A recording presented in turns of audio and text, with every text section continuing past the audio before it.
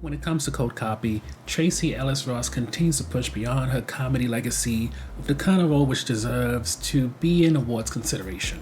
To summarize the film, Mia originally wanted to be the kind of journalist who pursued the truth and was an honest reporter. However, as Diane Hager, who Tracy Ellis Ross plays, is her idol and later her professor, her approach transforms. To win over her hero, she takes advantage of a young man named Igor and shows how low she would go for some semblance of success. When it comes to Cold Copy, it is currently not rated, but there's cussing throughout, and there is new breast towards the end, mostly of extras, so don't get any funny ideas. And of course, there's smoking, drinking, and also underage drinking. So when it comes to notable performances and moments, first off, Tracy Ellis Ross. Throughout Ross's storied career, many of us have become well aware of her comedic talents. Whether it's Girlfriends, Blackish, pretty much Ross has spent decades as an award-winning comedic actress. However, there increasingly has been a bit of a shift. We saw it in The High Note, which for me acted as an introduction to a different side of Ross.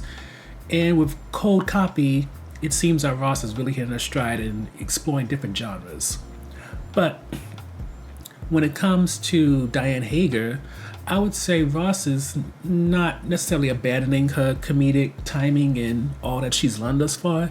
Instead, she's bringing that to the character, and with using that comedic timing and abilities, she's able to hone in more on a dramatic role of a person who I would say is sort of like Meryl Streep in A Devil Wears Prada, but different.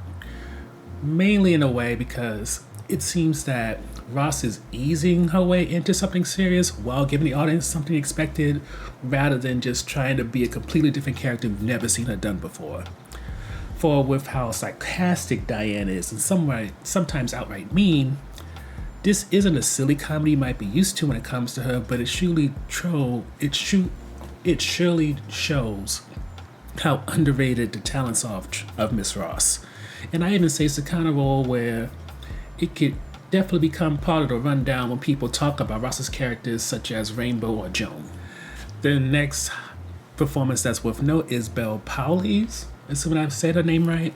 And I must admit, when I first started to realize that Belle Powley was going to be a more notable character than Tracy Ellis Ross, I did have some flashbacks to The High Note in terms of Dakota Johnson's role in that film, and it seeming like a young actress was benefiting off of Ross's star power and recognition for marketing, yet they're the ones getting all the screen time.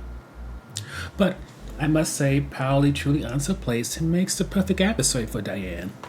For in many ways, Mia continues to prove that as many diversity initiatives there are and advocacy programs, there may never truly be an end to groups who don't identify as cis white men feeling like they don't need to fight like they're crabs in a barrel. And watching Powley manage Mia's insecurities, jealousy, envy even, and channel that into an ever-loosening sense of morality for accomplishments and success, it builds her up as a character and makes her truly notable and worthy of sharing a screen and being an adversary to Ross's Diane Hager. I would even say, as it becomes clear that Diane sees something in Mia, it makes Mia note-taking of Diane's personal life, how she speaks to people, and how their relationships shift all the more notable. For you can see she is trying to learn from Diane's mistakes, figure out her weaknesses, and keep it in her back pocket, which makes when she has to pursue what she sees as a comeuppance all the more better. The next highlight for us is Jacob Tremblay. If I'm butchering people's names, my bad. Anyway, while Tremblay isn't new to dramas, what makes this one different is he isn't operating as someone's kid. He is somebody's kid, and that is what leads Mia's character to be interested in his character Igor, but I would say his thoughts, feelings, and sense of individuality are made far more apparent than previous roles we've seen from Jacob. Then, watching him and Powley become a real test of Igor and Mia's relationship, especially as it sets up the question of how low Mia will go when it comes to a kid who tragically, like her, lost his mom, of which with Igor holding on to hope and the blessing of what his mom named him, you can see a part of him needs Mia to be a good person for him to function. So to betray this kid for her career means doing a kind of damage he will not quickly recover from. And watching the way that Jacob interacts with Belle and just hoping to goodness that she'll eventually decide to never mind what Diane is pressuring her to do and just stay true to what her original intention was as a journalist, it is what can potentially keep you on edge. Which leads to the last highlight, and that is the scene of comeuppance which ends the movie. In this type of film, you know the villain can't and probably won't win.